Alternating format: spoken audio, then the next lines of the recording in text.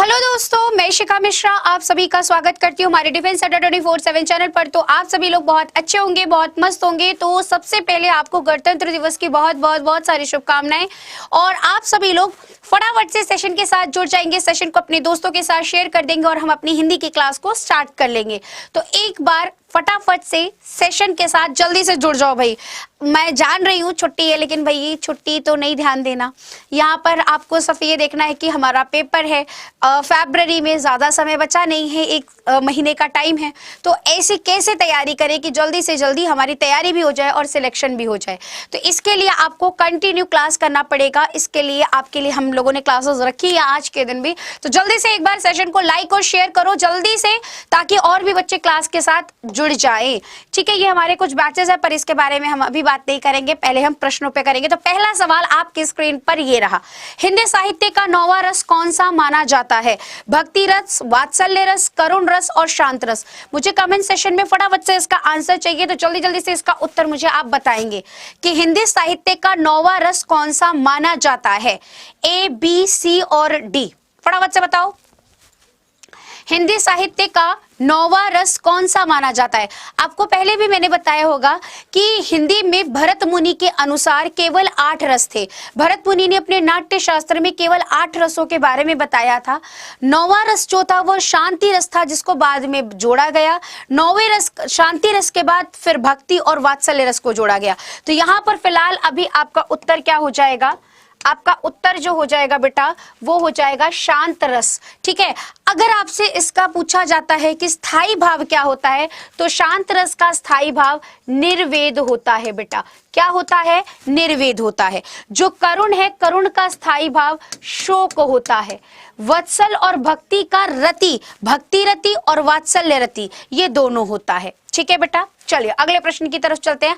आज प्रश्नों की श्रृंखला थोड़ी ज्यादा है, आज रैपिड फायर करने वाले हैं, सिर्फ प्रश्नों पर ध्यान देंगे और आप लोग ज्यादा से ज्यादा प्रश्नों के उत्तर देने का प्रयास करेंगे।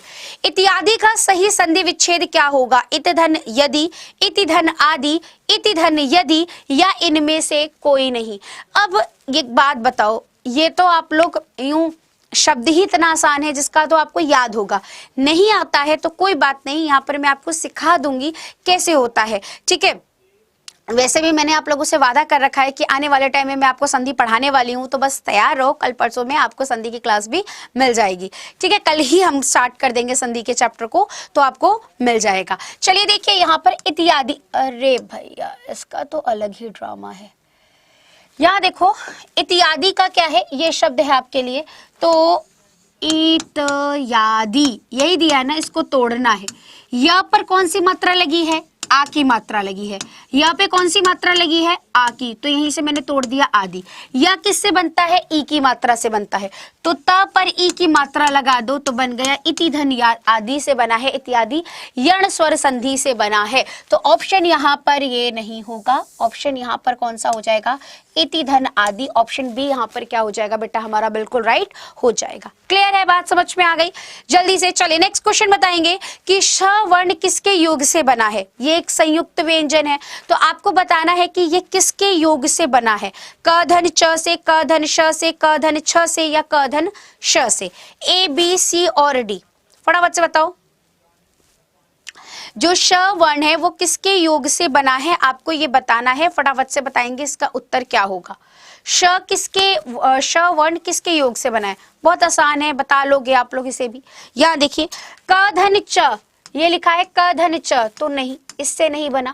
आधा क और श, यही उत्तर बी हमारा यहाँ पर सही हो जाएगा। क धन श से बना है। यदि आपसे त्र का पूछा जाए, इसको क्या बीमारी हो गई? यदि आपसे त्र का पूछा जाए तो त धन र से मिलकर बना है। यदि आपसे ज्य का पूछा जाए तो ज धन इया से मिलकर बना है। यदि आपका श से पूछा जाए तो श धन र से मिलकर बना है।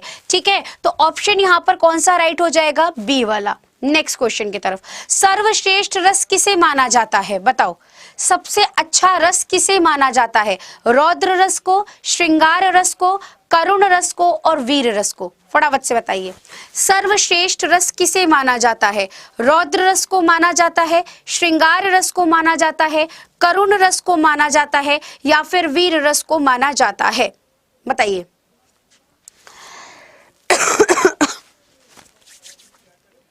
तो देखो बेटा, सबसे अच्छा रस कौन सा होता है? जिसमें प्रेम की बात हो, है ना। कहते हैं ना कि किसी से कितना भी नफरत कर लो, किसी की नफरत को यदि खत्म करना है तो प्रेम, सिर्फ एक प्रेम मात्र ऐसा साधन है जिससे हम किसी को भी जीत सकते हैं, है ना।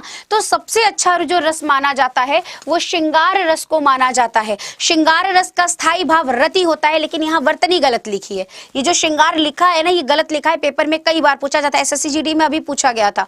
श्रृंगार कैसे लिखा जाता है? ठीक है, ये देखो क्या है, श के नीचे री और गा और श्रृंगार, ऐसे शुद्ध लिखा जाता है।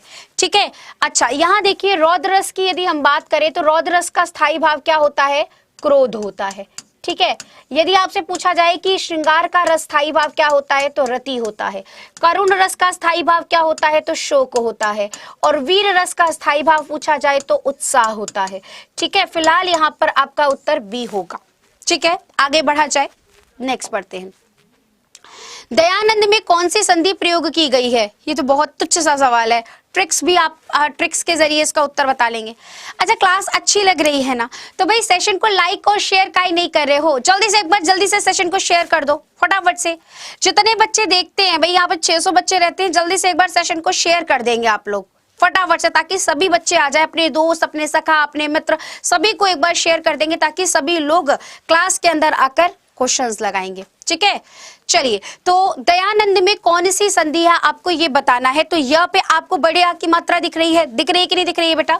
तो यहाँ पर क्या हो जाएगी आपकी दीर्घ संधि। मैंने आपको बताया है, बीच वाले अक्षर पर जब बड़े आ की मात्रा, बड़े ई की मात्रा और बड़े ऊ की मात्रा मिलती है तो वहां पर हमारी दीर्घ संधि होती है। ठीक है, नेक्स्ट क्वेश्चन पे आ जाते हैं। कपीश में कौन सी संधि है? बताओ, ये कितना आसान सा सवाल है नहीं? बहुत आसान है, बताओ कपीश में कौन सी संधि है? फटाफट से बताइए, कपीश में कौन सी संधि है? अभी मैंने बताया आपको, बड़े आ की मात्रा, बड़ी ई की मात्रा मिल रही है, इसमें भी क्या मिल रही है? बड़ी ई की मात्रा, इट मींस इसमें भी दीर्घ संधि है। कपी धन ईश, कपी मतलब बंदर, ईश मतलब देवता। कपी बंदरों के देवता अर्थात हनुमान जी को कपीश कहा जाता है, बंदर को भी कहा जाता है। ठीक है, नेक्स्ट, सन्मति का सही संधि विच्छेद क्या होगा?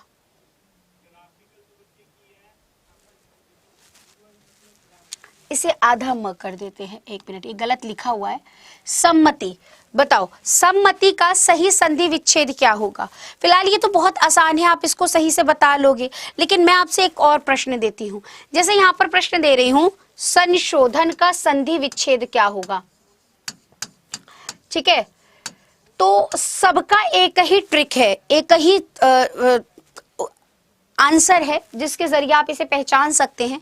जहां कहीं पर भी आपको बिंदी लगा हुआ मिले ना बेटा, उस बिंदी को आधे म में खोल देना, शब्द तोड़ देना, वही उसका संधि विच्छेद होगा। इसको क्या बना दो? आधा म, समधन शोधन, संशोधन हो गया। ठीक है, आप वो लगा दीजिए, संयम समधनियम। ठीक है, संरक्षण समधन रक्षण, संरक्षण, समधन योग संयोग। तो आप जहां कहीं पर भी बिंदी आए उसे आधे म में खोलिए, शब्द को तोड़ दीजिए, आपको उत्तर मिल जाएगा। ठीक है, तो फिलहाल यहाँ पर समधनमति सम्मति हो जाएगा। ठीक है, ऑप्शन बी यहाँ पर क्या हो जाएगा? राइट हो जाएगा। सदधनमति मत कर देना, सदगति होता है वो गति से बना हुआ है। चलिए नेक्स्ट बताएं, जो पहले कभी ना हुआ हो, है ना, गाना है ना, मेरे लड़के लोग कैसे लड़कियों को रिझाने के लिए कहते हैं, भाई तुमसे मिलकर ना मुझे पहले कभी ऐसा नहीं हुआ, तुम तो बहुत अप्सरा हो, परी हो, लड़की हो ली फ्लैट इतने पे ही, है ना, तुम चांद जैसी हो। अभी बताओ यार, चांद भी तो ऑलरेडी मतलब इतना बड़ा चांद है, तुम इतने बड़े हो, चांद जैसा मुंह है तुम्हारा। हाँ, अभी कह देते चांद जैसा मुंह है, चांद तो बहुत बड़ा, तो मुंह तुम्हारा बहुत बड़ा है क्या? मतलब इतने सारी बातों पे नहीं फंसा करो, सिर्फ ये सब बातें होती हैं। ठीक है, तो बताओ, जो पहले कभी ना हुआ हो उसके लिए एक शब्द क्या होगा? अद्भुत, अनुपम, अपूर्व, अभूतपूर्व। तो जो पहले कभी ना हुआ हो उसके लिए एक शब्द होता है अभूतपूर्व। ऑप्शन डी यहाँ पर क्या हो जाएगा बेटा हमारा राइट हो जाएगा। अगले प्रश्न की तरफ चलते हैं। नेक्स्ट क्वेश्चन बताओ, जंगल में लगने वाली आग के लिए एक शब्द क्या होगा, बताइए। जंगल में लगने वाली आग के लिए एक शब्द क्या होगा, फटाफट से बताओ, इसका उत्तर क्या हो जाएगा बेटा।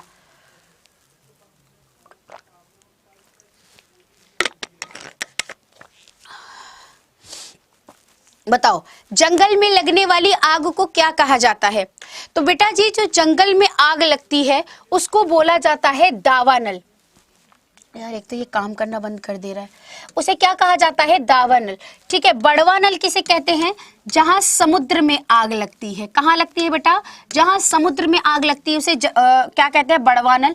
और जहां पेट में आग लगती है उसे जठरानल। ठीक है, पेट में भूख जो लगती है उसे बोलते हैं पेट में लगने वाली आग। ठीक है, तो उसे जठरानल कहा जाता है। ठीक है, जठर मतलब होता है पेट। तो यहाँ पर फिलहाल उत्तर आपका क्या होगा, ए हो जाएगा। ठीक है, इसे क्या कहेंगे, दावानल। दावानल मतलब जंगल में लगने वाली आग।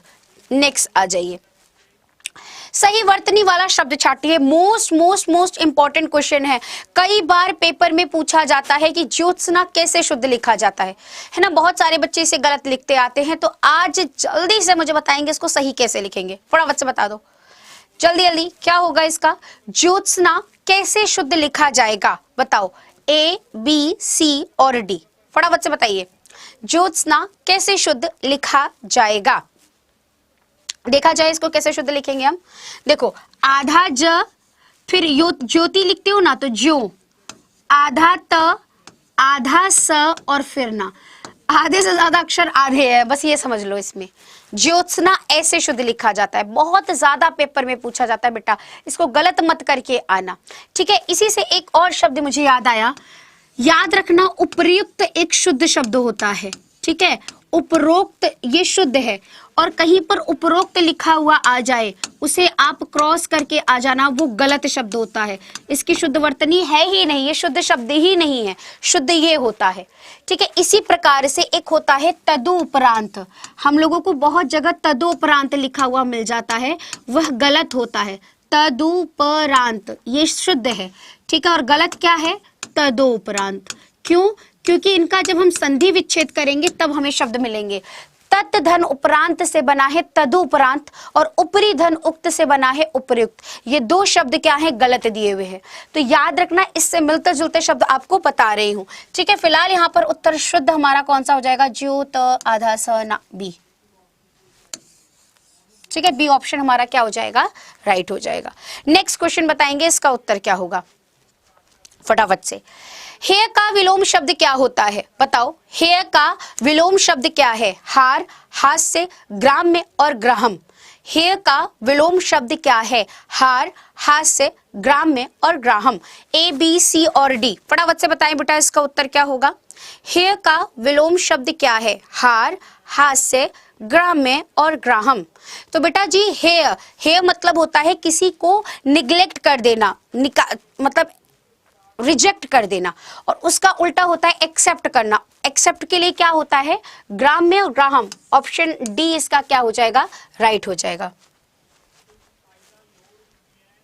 ठीक है, नेक्स्ट आ जाओ। श्री गणेश का विलोम क्या होगा, कहते हैं चलिए अभी मैं जैसे क्लास स्टार्ट करती हूँ तो बोलते हैं चलिए आइए श्री गणेश करते हैं। श्री गणेश मतलब आरंभ करने से पहले, कोई भी काम शुभ किया जाता है तो उससे पहले श्री गणेश। श्री गणेश का मतलब होता है आरंभ, आरंभ करना।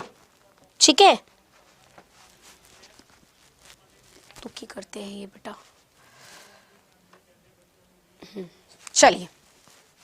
तो श्री गणेश का मतलब क्या होता है, आरंभ करना। ठीक है, तो आंसर यहां पर क्या हो जाएगा। अच्छा, श्री गणेश का उल्टा पूछा है आपसे, तो श्री गणेश का उल्टा क्या होता है, इति श्री होता है।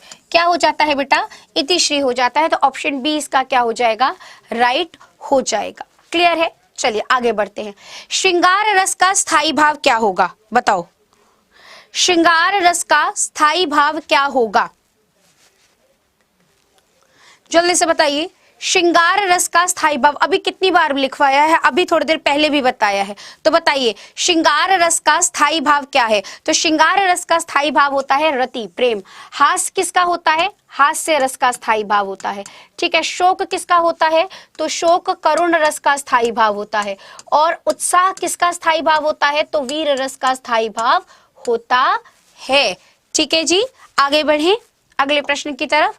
किस क्रमांक में ऊष्म व्यंजन है? बताओ किस क्रमांक में ऊष्म व्यंजन है? जल्दी से बताओ। श, स, य, र, व, ह और ड, ढ, ए, बी, सी और डी।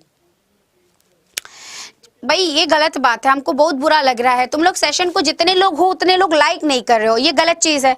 जल्दी से जिन बच्चों ने अभी तक सेशन को लाइक नहीं किया है लाइक कर देंगे। अच्छा, बहुत सारे बच्चे कमेंट में करते हैं कि मैम आपकी क्लास का हमें आपकी क्लास का नोटिफिकेशन नहीं मिलता है। बेटा क्लास का नोटिफिकेशन, एक बात बताओ, आपको अगर भूख लगी हो किसी की तो रोटी तुम्हारे पास चल कर आती है कि रोटी के पास तुम जाते हो? सिंपल सी बात मुझे सब बता दो। अगर तुम्हें भूख लगती है तो रोटी तुम्हारे पास चल के आती है, अरे भैया उसको भूख लगी है चलो हम चलते हैं? नहीं ना, तुम्हें भूख लगी है तो तुम रोटी के पास जाओगे। सेम इसी तरीके से क्लास यदि नहीं भी मिल रही है बेटा, या तो पहले तो चैनल को सब्सक्राइब और क्लास का नोटिफिकेशन ऑन कर लो। कई बार होता है नहीं मिलती है, इट्स ओके, आपको टाइम याद रखना होगा। मेरी क्लास दिन में 1 बजे रोज होती है, तो दिन में 1 बजे आप क्लास ज्वाइन कर लीजिए, आपको कोई दिक्कत होगी ही नहीं। ठीक है, आप रोज डिफेंस अड्डा 24/7 के दिन में 1 बजे आ जाइए, आपको क्लास दिख जाएगी, कोई दिक्कत आएगी ही नहीं। ठीक है, क्लियर है? चलिए तो आगे बढ़ते हैं। किस क्रमांक में ऊष्म व्यंजन है, हमको ये बताना है। तो ऊष्म व्यंजन वो होते हैं जो जिनका उच्चारण करते हुए मुख से जो वायु निकलती है वो गर्म निकलती है, घर्षण करते हुए निकलती है, इसलिए इन्हें ऊष्म व्यंजन कहते हैं। और इन्हें संघर्षी व्यंजन भी कहा जाता है। श हो जाएंगे आपके, श और स। ऑप्शन ए यहाँ पर क्या हो जाएगा? राइट हो जाएगा। क्लियर है?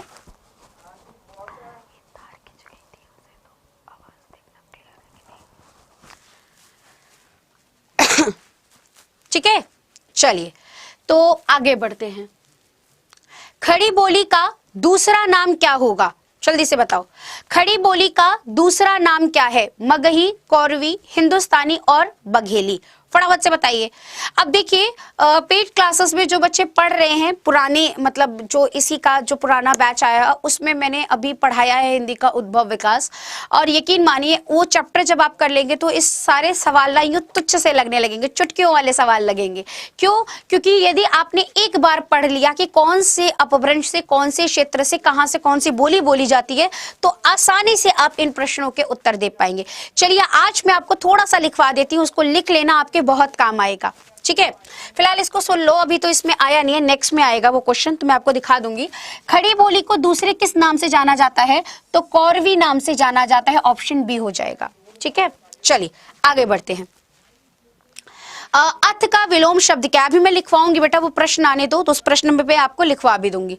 अथ का विलोम शब्द क्या होता है? अंत, अध, इति और अर्थ। अथ का उल्टा क्या होता है? तो इति होता है। ऑप्शन सी यहाँ पर क्या हो जाएगा बेटा? राइट हो जाएगा। अमीय का पर्यायवाची शब्द क्या होगा? बताओ जल्दी से, अमीय का पर्यायवाची शब्द क्या होगा? ठीक है, अमीय का पर्यायवाची शब्द क्या होगा? विष, सुधा, आम्र और मधुप। फटाफट से बताओ इसका उत्तर क्या होगा बेटा? जल्दी से बताओ, अमीय का पर्यायवाची शब्द क्या होगा? ठीक है, तो अमीय का पर्यायवाची शब्द किसे कहा जाता है बेटा? यहां पर कहा जाता है मधुप को नहीं, आम्र को, मधुप को नहीं, आम्र को नहीं, सुधा को। ऑप्शन बी इसका क्या हो जाएगा? राइट हो जाएगा। ठीक है, अमीय किसको कहते हैं? अमृत को कहते हैं, सुधा को कहते हैं, पीयूष को कहते हैं। ठीक है, चलिए नेक्स्ट प्रश्न की तरफ। संयुक्त व्यंजन किस क्रमांक में है? ये तो बहुत आसान सा प्रश्न है मैडम, इसका उत्तर तो हम यूं दे लेंगे, जल्दी से बताएंगे। संयुक्त व्यंजन किस क्रमांक में है? ढ, त्र, क और च। संयुक्त व्यंजन दो व्यंजनों से मिलकर बने हो, तो यहाँ पर आपका क्या हो जाएगा बेटा? त्र हो जाएगा। अभी मैंने लिखवाया था त और र से मिलकर बना है ना। चलिए अगले प्रश्न की तरफ। निम्नलिखित में से अयोग वह कौन सा है? अल्प प्राण, संयुक्त व्यंजन, महाप्राण और विसर्ग। बताएं। इसका उत्तर क्या होगा?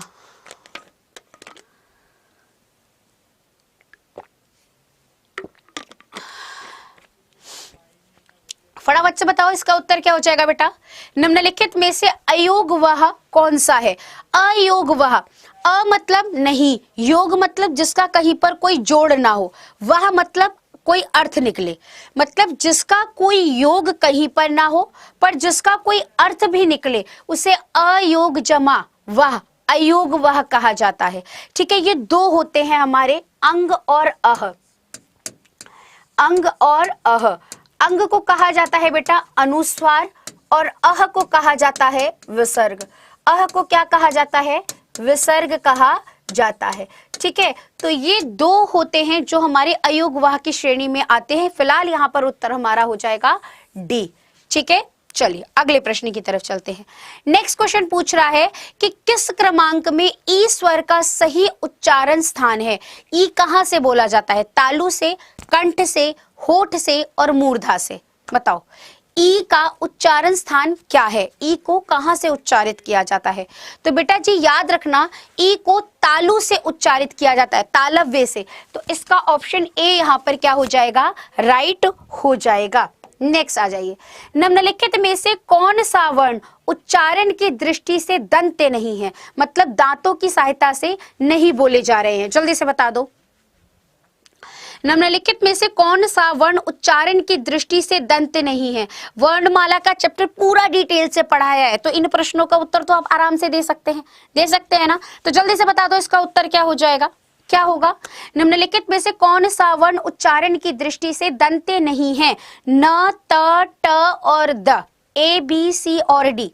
तो यहाँ पर मैडम जी हमें पता है द दांतों से बोला जाता है, त दांतों से बोला जाता है, न दांतों से बोला जाता है, पर जो ट है ना वो जीभ से बोला जाता है, इसलिए इसे मूर्धन्य व्यंजन कहा जाता है मैडम जी। ठीक है, चलिए अगले प्रश्न की तरफ। ज् वर्ण किन वर्णों के संयोग से बना है?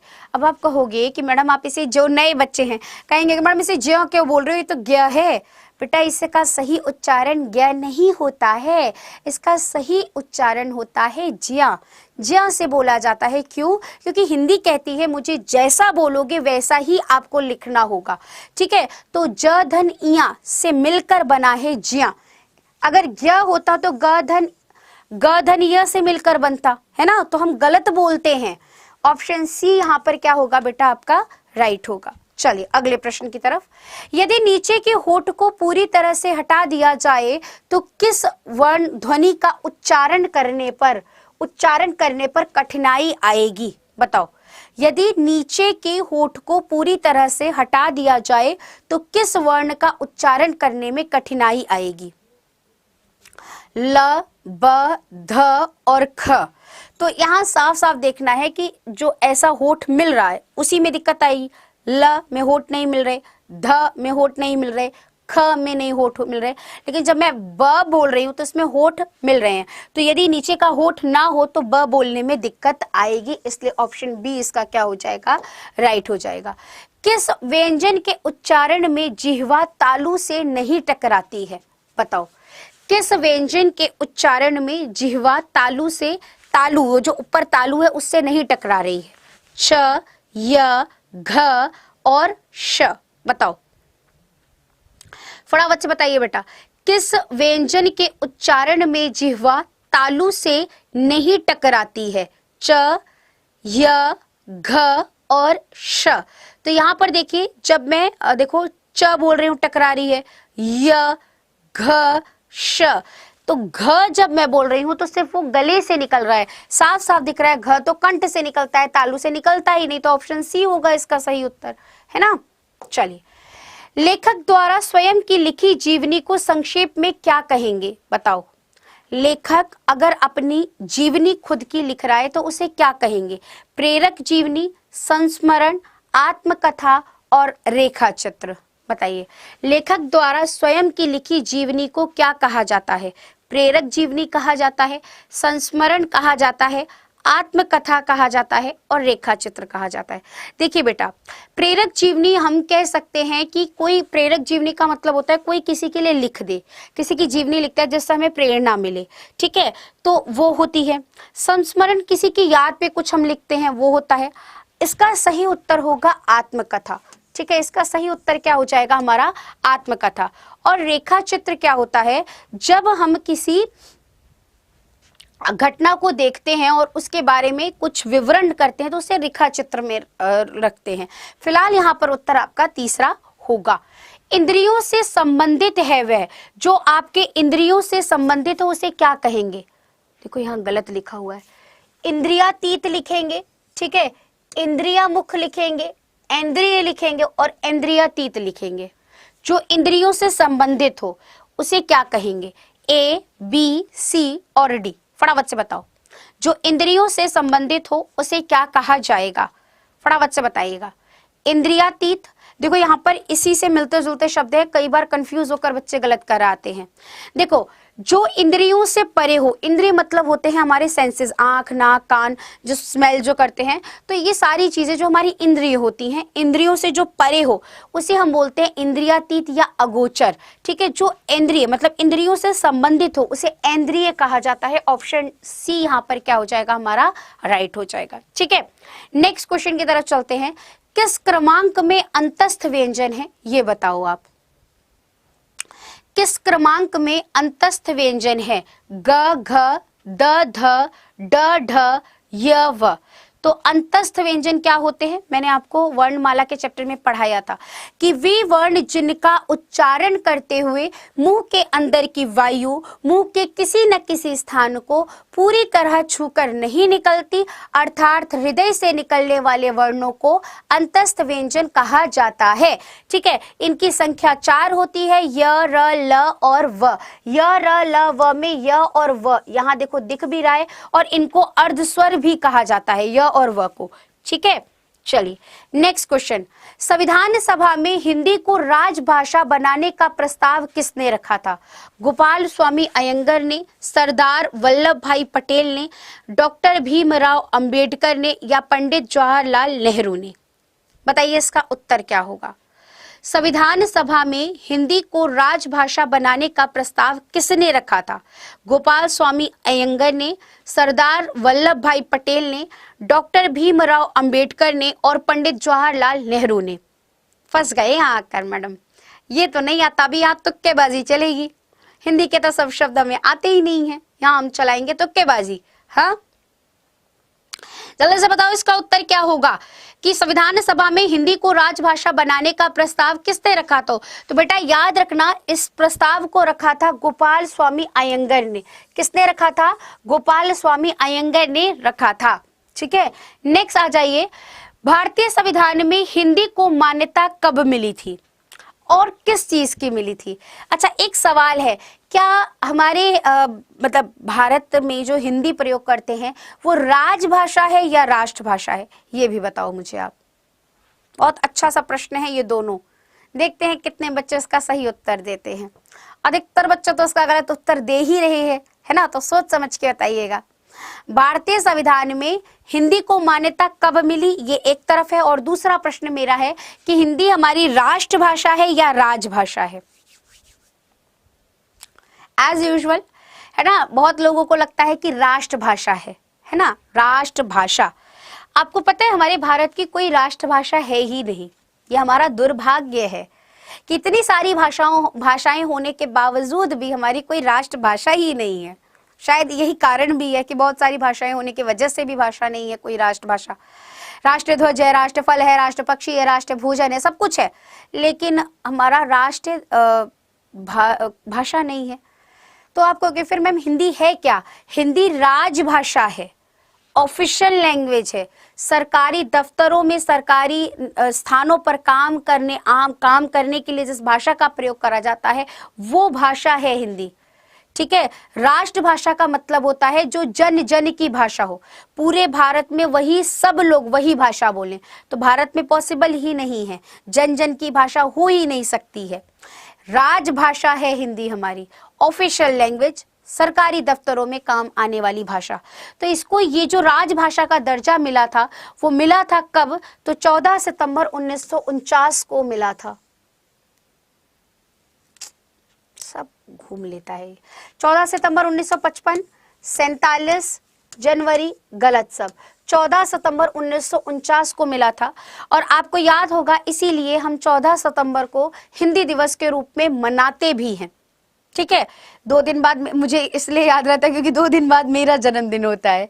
तो 14 सितंबर 1949 को मान्यता दी गई थी और आर्टिकल 343 के तहत ये हमको मिला था, मतलब अनुच्छेद 343 में इसके बारे में लिखा गया है। और 351 में राज्य को ये कार्यभार सौंपा गया, अनुच्छेद 343 में राज्य को ये कार्यभार सौंपा गया कि वह हिंदी का प्रचार प्रसार पर कार्य करे। तो कई बार 343 से लेकर 351 में हिंदी से परिप्रेक्ष्य क्या अनुच्छेद है, कई बार इससे भी सवाल पूछ लेता है, इसलिए मैंने दोनों चीज आपको बता दी है। ठीक है, चलिए अगले प्रश्न की तरफ चलते हैं। अगला प्रश्न कहता है कि भारतीय भाषाओं को भारतीय संविधान की किस अनुसूची में शामिल किया गया? बहुत अच्छा क्वेश्चन है, फटाफट से बताएंगे। और यहाँ पर मैं कुछ इंटरेस्टिंग तथ्य संविधान से रिलेटेड आपको बताऊंगी। फिलहाल पहले इसका उत्तर आप मुझे बताएंगे। भारतीय भाषाओं को भारतीय संविधान की किस अनुसूची में शामिल किया गया? आपको ये बताना है। सप्तम, अष्टम, नवम और दशम, A, B, C और D। फटाफट से बताइए। भारतीय भाषाओं को भारतीय संविधान की किस अनुसूची में शामिल किया गया? तो 8वीं अनुसूची में शामिल किया गया। अष्टम हो जाएगा बेटा। अब आपको बता दिया जाए 1950 के करीब, ठीक है, भारत के मतलब संविधान की 8वीं अनुसूची में केवल 14 भाषाओं को मान्यता प्राप्त थी। ठीक है, कितनी भाषाओं को? 14 भाषाओं को मान्यता प्राप्त थी। ठीक है, लेकिन आज के समय कुल 22 भाषाओं को मान्यता प्राप्त है। तो जो 14 भाषाओं के अलावा जो जोड़े गए वो हुए थे संशोधन, और उस पर भी सवाल पूछे जाते हैं। तो जरा जान लेते हैं कि वो कौन कौन से संशोधन हुए थे।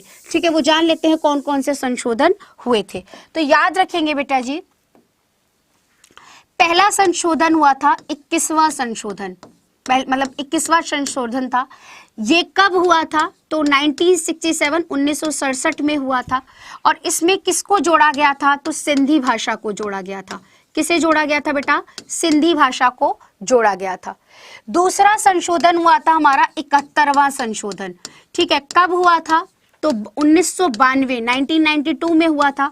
और इसमें 3 भाषाओं को, 3 बोलियां, भाषा नहीं कहेंगे हम, बोली कहेंगे, 3 बोली को जोड़ा गया था। नमक लिख लो आप, याद करना आसान रहेगा। न से बनेगा नेपाली, म से बनेगा मणिपुर, नेपाली, मणिपुर और कोंकणी। ठीक है, तीसरा क्या आया? कोंकणी। इन 3 बोलियों को जोड़ा गया था 71वें संशोधन में। और तीसरा संशोधन, ये रुक जाता है यार, इसको क्या आपत्ति हो जाती है। तीसरा मतलब 92वां संशोधन हुआ था। तो कब हुआ था? 2003 में हुआ था। और इसमें 4 बोलियों को जोड़ा गया था। कौन कौन से? बोडो, डोगरी, मैथिली और संथाली।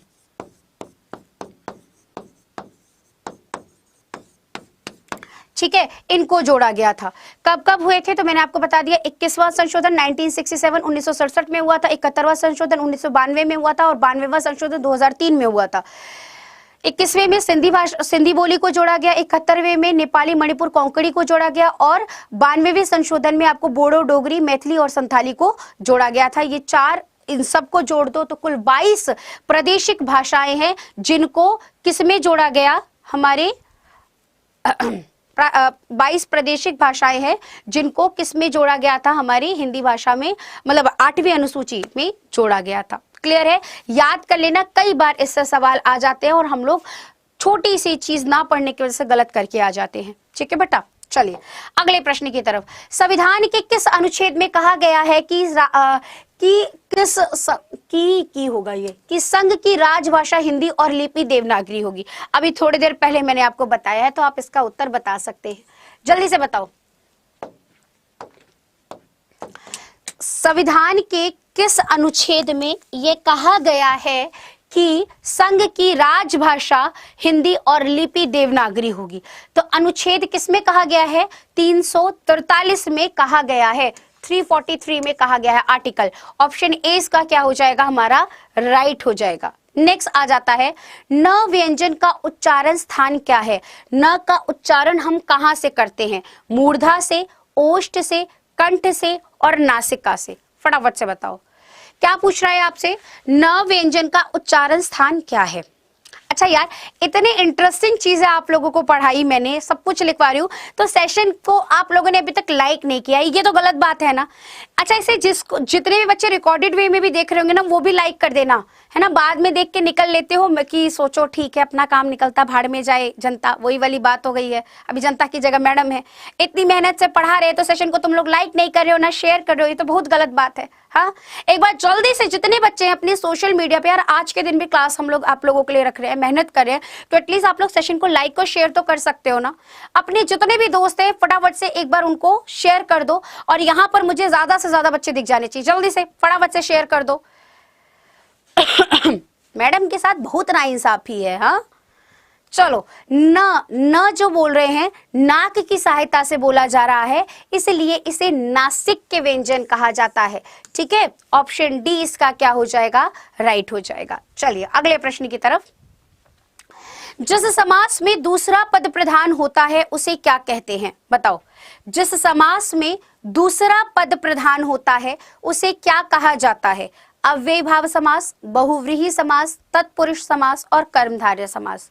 फटाफट से बताइए, जिस समास में दूसरा पद प्रधान होता है उसे क्या कहते हैं? अच्छा, एक चीज बेटा यहाँ पर मैं आपको बता देना चाहती हूँ, आज आपके गणतंत्र दिवस के समारोह पर अड्डा 24/7 आप लोगों को डबल वैलिडिटी का ऑफर दे रहा है।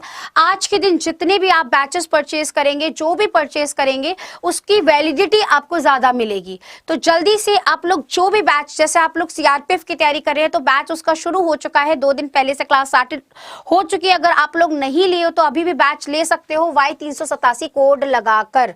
ठीक है, क्या कोड लगाना है आपको? Y387 कोड लगाकर आप बैच परचेज कर सकते हैं। बैच कैसे परचेज करना है क्लास के लास्ट में मैं आपको एक बार बता दूंगी।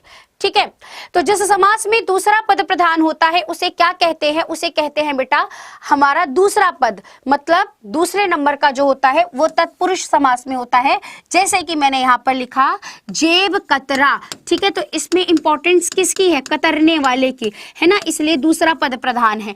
तो और यहाँ पर बात भी किसकी हो रही है? कतरने वाले की, है ना। तो तत्पुरुष समास पहला, अव्ययीभाव समास में पहला पद प्रधान होता है, दूसरा पद प्रधान तत्पुरुष समास में होता है, द्वंद्व समास में दोनों पद प्रधान होते हैं, और आपके बहुव्रीहि समास में कोई तीसरा पद प्रधान होता है। ठीक है, चलिए अगले प्रश्न की तरफ चलते हैं। पॉकेट मार शब्द में कौन सा समास है? बताओ, पॉकेट मार शब्द में कौन सा समास है? अव्ययीभाव समास, तत्पुरुष समास, कर्मधारय समास और बहुव्रीहि समास। फटाफट से बताइए, पॉकेट मार शब्द में कौन सा समास है? अव्ययीभाव समास है, तत्पुरुष समास है, कर्मधारय समास है और बहुव्रीहि समास है। ए, बी, सी और डी। फटाफट से बताइए बेटा इसका उत्तर क्या हो जाएगा?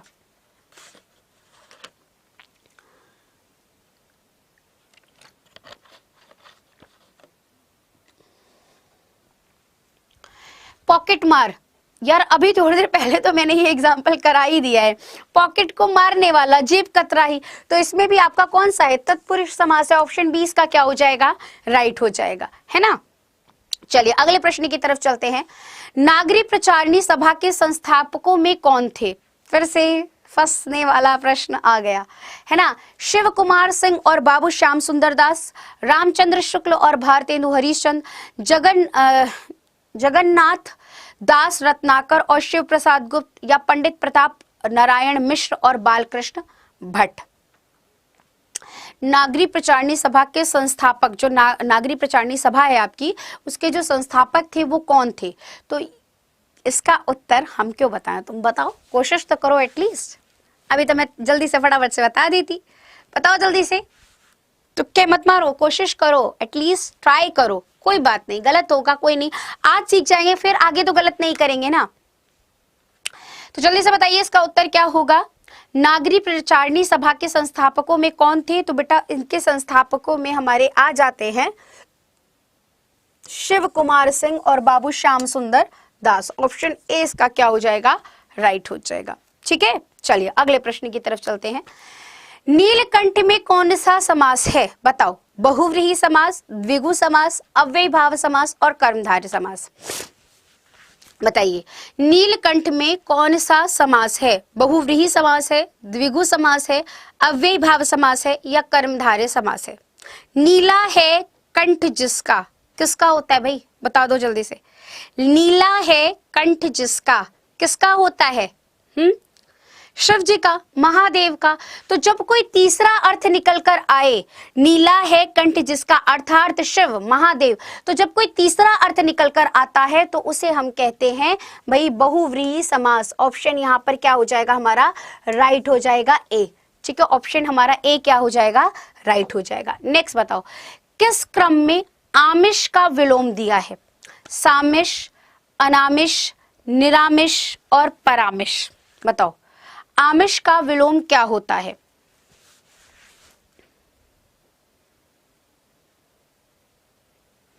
शांत। अभी ये पता होना चाहिए ना आमिष और का मतलब क्या होता है। अभी मेरे मुंह से उत्तर ही निकलता। आमिष देखो, एक को कहा जाता है शाकाहारी, जो शाकाहारी भोजन करते हैं उसको कहते हैं, और जो शाकाहारी नहीं मांसाहारी भोजन करते हैं उसको कहते हैं। तो किस क्रम में आमिष का विलोम है आपको ये बताना है। तो आमिष का विलोम क्या होता है? ऑब्वियसली क्या होगा, अनामिष नहीं, निरामिष नहीं, परामिष नहीं, सामिष। अरे भैया क्या बन गया ये, तो ये मिटेगा भी नहीं।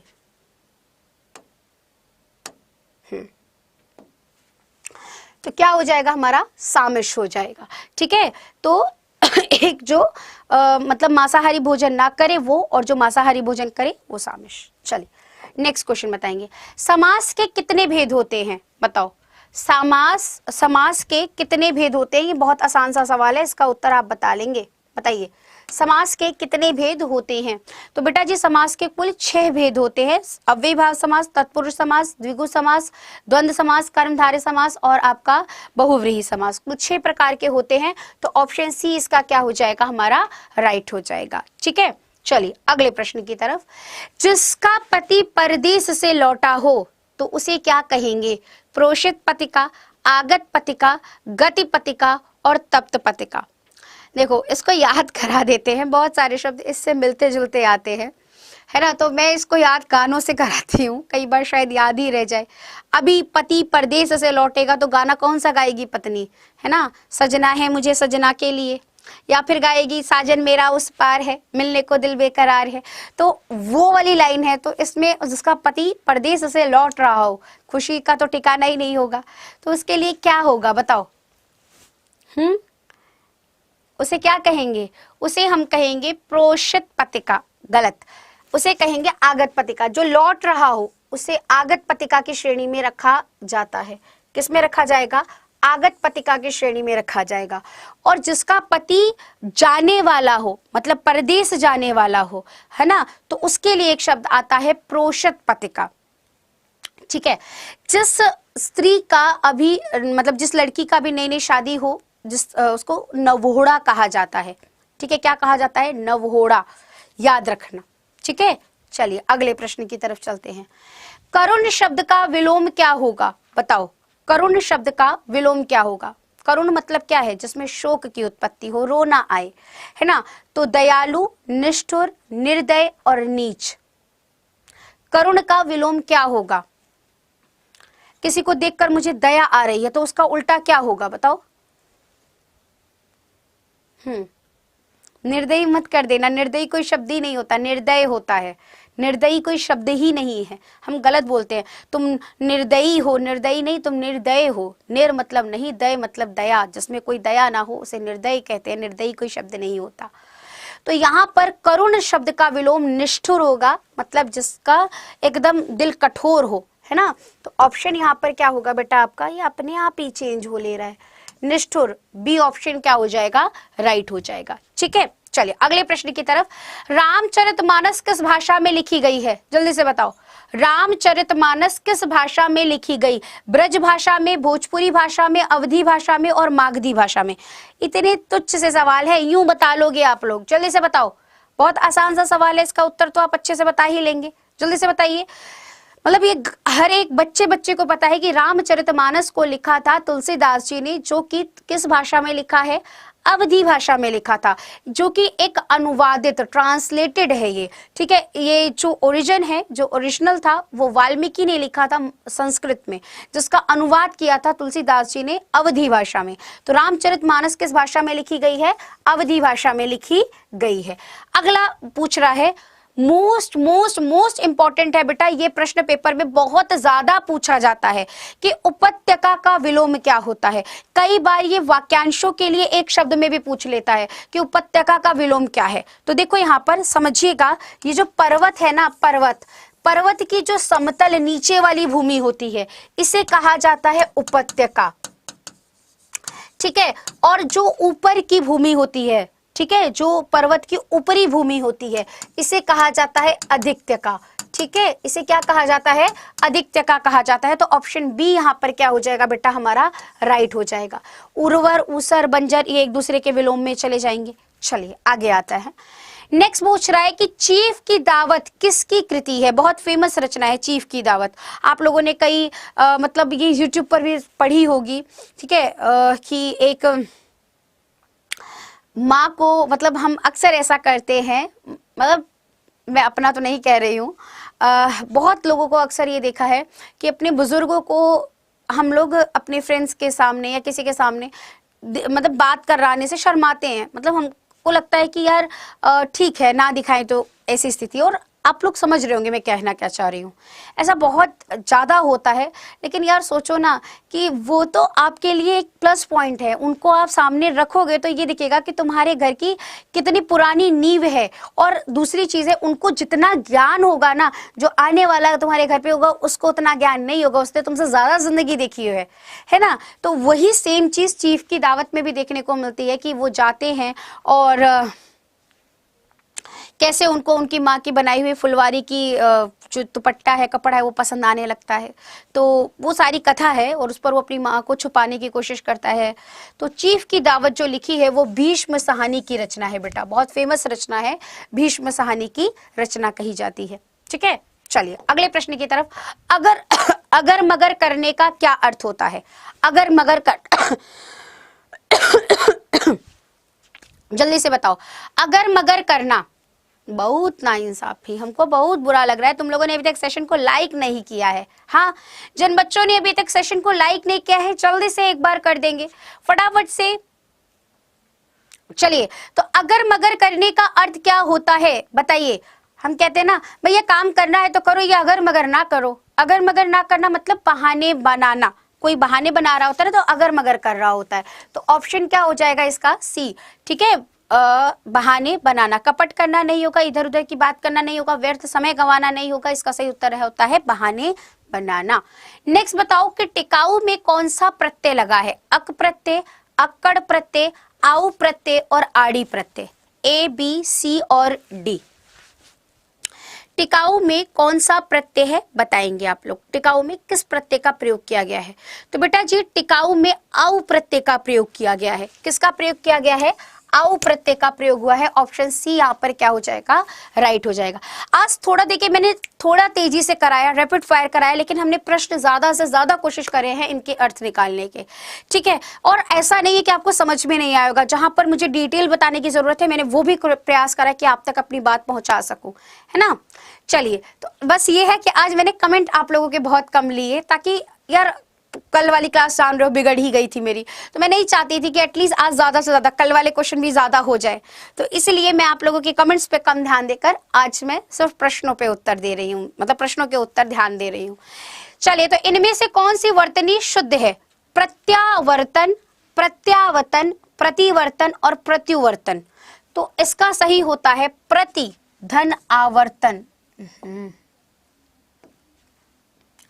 देखो यहां पर प्रति धन आवर्तन ये शब्द है, ठीक है, तो यहां से निकला ई और यहां से निकला आ, ई और आ को जोड़ दिया जाए तो बनेगा या, और यहां पर बचा वर्तन और यहां पर बचा प्रत, इन सब को जोड़ दिया जाए तो शब्द बनेगा प्रत्यावर्तन। ऑप्शन ए यहां पर क्या हो जाएगा बेटा, राइट हो जाएगा। यण संधि का प्रयोग इसमें किया गया है। मानस के हंस के रचनाकार कौन है? यहां से ये 3 प्रश्न मैं आपको आज होमवर्क में दे रही हूं, इसका उत्तर आप कमेंट सेशन में बताएंगे। कृतज्ञ का विलोम क्या होता है? ये तो बहुत आसान है, ठीक है, जो एहसान मान ले और जो एहसान ना माने। और अंतिम है कि किस क्रमांक में विलोम शब्द नहीं है, मतलब किसका ऐसा कौन सा विकल्प है जिसमें विलोम नहीं दिया गया है। और अंतिम प्रश्न, हिंदी वर्णमाला में स्वरों की संख्या कितनी है? ये तो बहुत आसान है, दिख भी रहा होगा उत्तर, जल्दी से बता ही दोगे। तो ये 3 प्रश्न आपको कमेंट सेशन में बताने हैं कि आज मतलब इसका उत्तर क्या होगा। और कुल हमारे 50 प्रश्न हो गए हैं आज समाप्त। तो जिन बच्चों ने अभी तक सेशन को लाइक नहीं किया है, एक बार लाइक करेंगे। चैनल को सब्सक्राइब नहीं किया तो फटाफट से चैनल को सब्सक्राइब कर लेंगे और कमेंट करके बताएंगे कि क्लास आज की कैसी लगी। सेशन को लाइक जरूर करना। और बेटा आज के दिन वो जो डबल वैलिडिटी का ऑफर मिल रहा है ना, वो क्या है जरा उस पर बात कर लेते हैं। उसको लेने के लिए आपको कुछ नहीं, अपने फोन में सर्च करना होगा। एक सेकेंड, अपने फोन में सर्च करना होगा अड्डा 24/7 India's leading government job preparation पर क्लिक करना होगा। ठीक है, इसको क्लिक करेंगे आप तो यहाँ देखिए आपको कुछ ऐसा पेज दिख जाएगा। इसके ऑल कोर्सेज पे जाइए। ऑल कोर्सेज पर जाकर आपको किस पे जाना है? डिफेंस पे जाना है। डिफेंस पे जाकर आपको सीआरपीएफ का बैच ये रहा दिख रहा होगा, देखिए डबल वैलिडिटी चल रही है अभी। इसको क्लिक कर दीजिएगा तो आपको 1 साल मतलब 6 + 6 महीने डबल 1 साल, आज के दिन जो खरीदेगा उसको 1 साल के लिए बैच मिल जाएगा। और व्यू ऑफर पे जाकर एंटर कूपन कोड में आपको लगाना होगा Y387 Y387 और इसे कर देना अप्लाई। अप्लाई करते ही मात्र आपको कितने का मिल जाएगा? ये 1609 रुपए का बैच मिल जाएगा। ठीक है, यदि एक और चीज मैं बताना चाहती हूँ बेटा, आज के दिन जब डबल वैलिडिटी आती है तो फायदा किसमें होता है मैं बताती हूँ। आप डिफेंस का महापैक उठाओ। क्यों? क्योंकि इसमें क्या होता है, हम बार बार बैचेस खरीदते हैं। जब अभी देखो सीआरपीएफ का बैच आ गया, सीआईएसएफ की नई वैकेंसी आई है, अगर आप उसका बैच खरीदने जा रहे हैं, या अभी एनडीए का चल रहा है, कोई भी आप डिफेंस के एग्जाम की तैयारी कर रहे हैं तो बैचेस आते जाएंगे।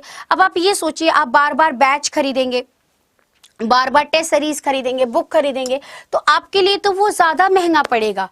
महापैक आपको सस्ता पड़ता है। कैसे पड़ता है देखो, इस महापैक में आपको ऑल डिफेंस एग्जाम जैसे AFCAT, CDS, CRPF, CAPF, CISF, TA, Agniveer and other defence exams, ठीक है, इसको क्लिक करेंगे तो आपको 370 घंटे की क्लासेस 5800 आपको क्या मिल जाएंगी? Test series. मतलब यार इतनी सारी टेस्ट सीरीज और इतनी वीडियोस और 514 ई बुक मिल जाएंगी। सबसे ज्यादा तो देखो किताबें भी हैं। तो ये प्लस आपको मिल कितने रहा है? Double validity. अब यहाँ पर देखिए आपको 2 साल के लिए, मतलब 1 साल नहीं 2 साल के लिए आपको कुछ भी नहीं खरीदना पड़ेगा। डिफेंस के आप एग्जाम की सारी तैयारी कर सकते हैं। आने वाले 2 साल में जितनी वैकेंसी आएगी आपको बार बार पैसा नहीं देना होगा। आज के दिन डाला और आपको मिल जाएगा। तो इसको लेने के लिए आपको देखो कितने एग्जाम कवर होंगे इसके अंदर, ये सारे एग्जाम कवर कराए जाएंगे। ठीक है, क्या क्या मिलेगा सब कुछ इसके अंदर बताया गया है। तो इसको लेने के लिए व्यू ऑफर पे जाइए, एंटर कूपन कोड में लगा दीजिएगा आप Y387 Y387, इसे कर देना अप्लाई। अप्लाई करते ही 3219 रुपए का आपको यह पूरा महापैक मिल जाएगा 2 साल के लिए। यार 2 साल के लिए तो ठीक ही है, मतलब 3200 रुपए में आपको पूरे साल की छुट्टी मिल गई और आराम से आप इसमें अपनी तैयारी कर सकते हैं। फिर आपको ना कोई टेस्ट सीरीज लेनी है ना बुक लेनी है, सब आराम से इसमें आप कर सकते हैं। ठीक है, तो ये डिपेंड करता है आपको क्या लेना है, कौन सा बैच लेना है। जो भी बैच लेना है या कोई भी आपको महापैक लेना, आज के दिन फायदेमंद है। तो आप जो भी सोच रहे हो ना आज ले लेना बेटा, इसका आपको फायदा रहेगा, वैलिडिटी ज्यादा मिलेगी। ठीक है, Y387 कोड लगाकर आप बैच परचेज कर सकते हैं। अगर कोई टेस्ट सीरीज लेनी है या बुक लेनी है तो Y387S कोड लगा सकते हैं आप। ठीक है, चलिए तो सेशन को जिन्होंने अभी तक लाइक नहीं किया है लाइक कर देना, शेयर कर देना अपने फ्रेंड्स को। ठीक है, और कमेंट करके बताना आज की क्लास आपको कैसी लगी। तो गणतंत्र दिवस की बहुत बहुत सारी शुभकामनाएं। मस्त रहो, खुश रहो, मेहनत करते रहो। मेहनत का कोई और दूसरा उपाय नहीं है। मिलेंगे फिर हम अपने सेशन में कल नए चैप्टर के साथ जहां हम संधि पढ़ने वाले हैं। ठीक है, तो बहुत बहुत धन्यवाद।